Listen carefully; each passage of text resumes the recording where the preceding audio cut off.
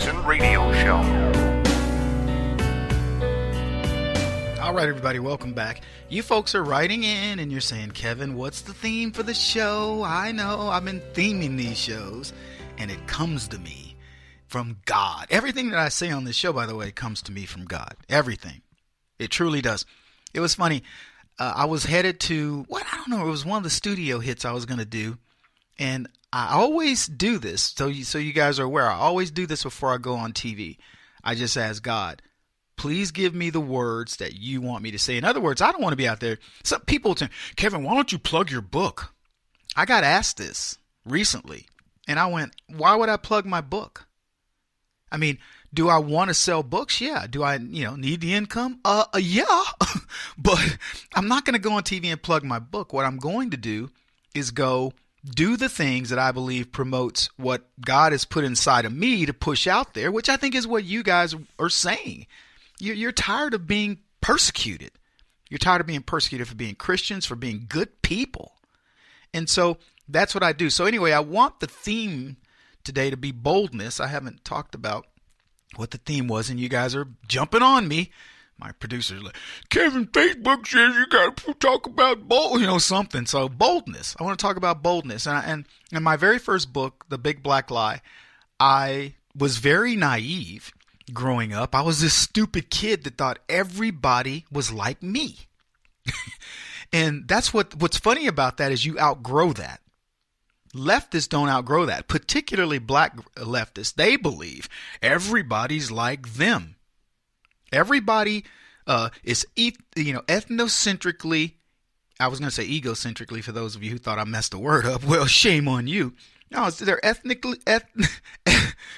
now I can't even get it out. They're ethnocentric races who believe that all black people have to think alike when it comes to politics. We don't have to think alike about, what favorite baseball team, basketball team, whatever, but we got to think alike in politics.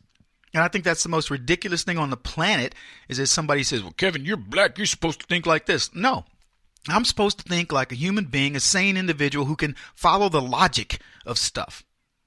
And I'm willing to say what I want and speak with boldness. And I always crack up at these people that want to make it out that when you stand for principle, you're the sellout. The whistleblower, the guy who witnesses something happening bad. This isn't just a black issue, folks. This is an issue of America. We claim that we want the person to champion the cause. And the minute somebody goes away from the group, then people already start to go, well, there goes old Kevin. You see what he's going to do. He wants to stand out. Even in this movement right here, what we fight every single day, black conservatives are secretly jealous that I get on TV more than they do, or I do a radio, or something blows up. Let me tell you, I watch guys like Larry Elder's a friend of mine. So I watch Larry go on Hannity. I used to do a lot of Hannity. Sean's using Larry more now. And people are like, Kevin, I want to see you more on Hannity. I'm like, why? Larry's on there.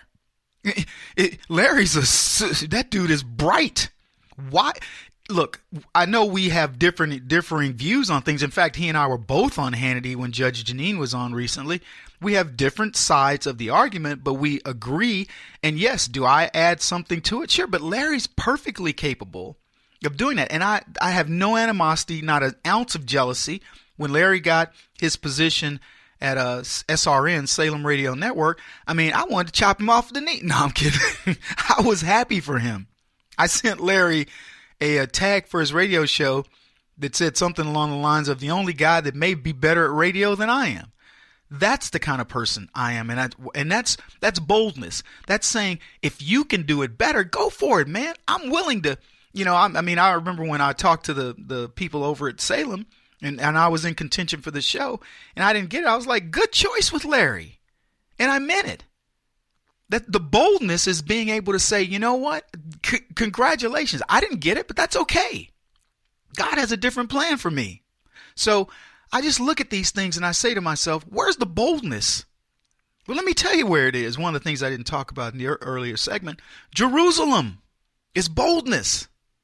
That's Donald Trump saying, to hell with you. To hell with the world and all these anti, Israel, anti-Jews the leftism that has bought into this idea that Islam is the way to go and the Jews are just, a handful of Jews. I mean, I don't know how many Jews are around the world, but there aren't that many.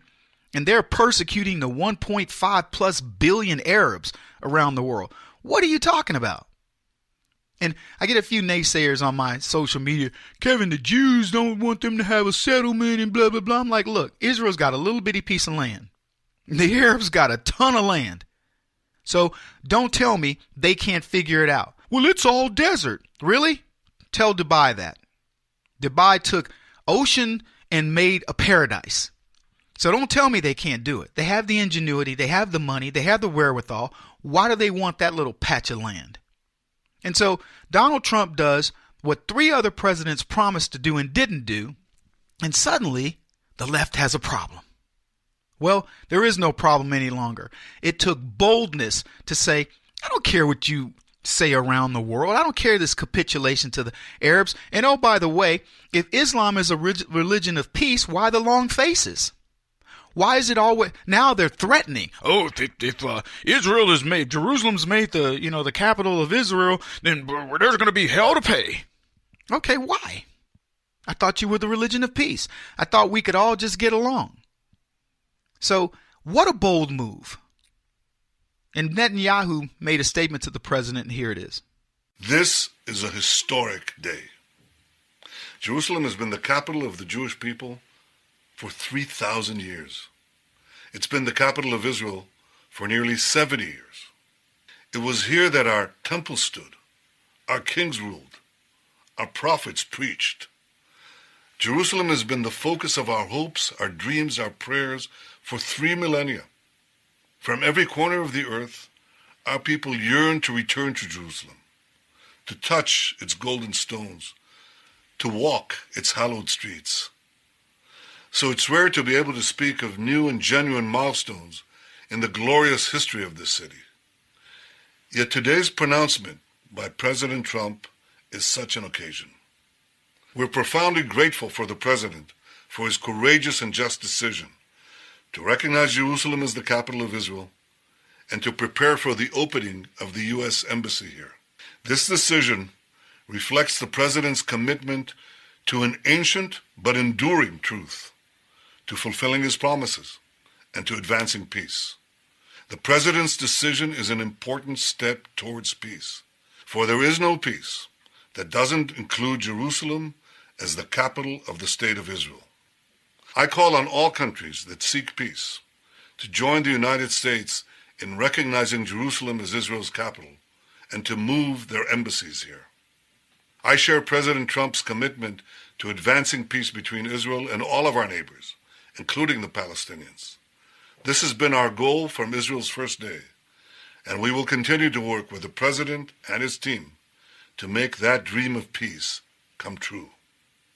I also want to make clear, there will be no change whatsoever to the status quo at the holy sites. Israel will always ensure freedom of worship for Jews, Christians, and Muslims alike. President Trump, thank you for today's historic decision to recognize Jerusalem as Israel's capital. The Jewish people and the Jewish state will be forever grateful. Welcome back, everybody. Kevin Jackson here. So sometime in the first part of the year, next year, I'm going to be headed to Israel. In fact, I'm going to try to time it to where it's the opening of the U.S. Embassy. Now, I know people are, Kevin, it's going to be dangerous. Let me tell you, it's going to be the safest place in the world. The Israelis are going to be protecting that place like crazy. But it's some things that I'm working with the Israeli consulate. And so I want to time it around that. I want to be part of these groundbreaking decisions, not for selfish reasons, but because I think it's important. The reason why, in fact, I had gone to ZOA up in New York, I've been to Paris for the Iranian resistance, is I know this world wants to right itself. And there are good people out there wanting to make this happen.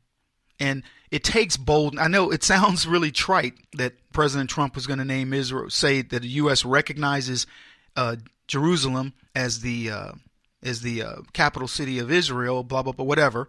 and puts an embassy there, but it is a huge deal symbolically. And I'll tell you something. We talk often about peace in the Middle East, and it's become a joke. Hey, I'm going to get world peace like it's Miss America and all that. This is the closest that we've come to doing that. And what's interesting is President Trump is calling these people out. He's saying, okay, you've been threatening to do something. Let's see exactly what you do, Arabs. If you're the religion of peace, let's watch what you do. When the minute you attack Israel, you're going to prove that you are no longer the religion that, well, they never were, but they're going to prove it. And he's daring them to do it. I know what's going on here. I'm not saying he's trying to incite a war, but I'm just saying that's my take. President is saying, if you are the religion of peace, we're going to find out. Kevin Jackson on the Black Sphere Radio Network. Do you owe back taxes to the IRS or state? The secret to avoiding the IRS nightmare is to seek professional representation.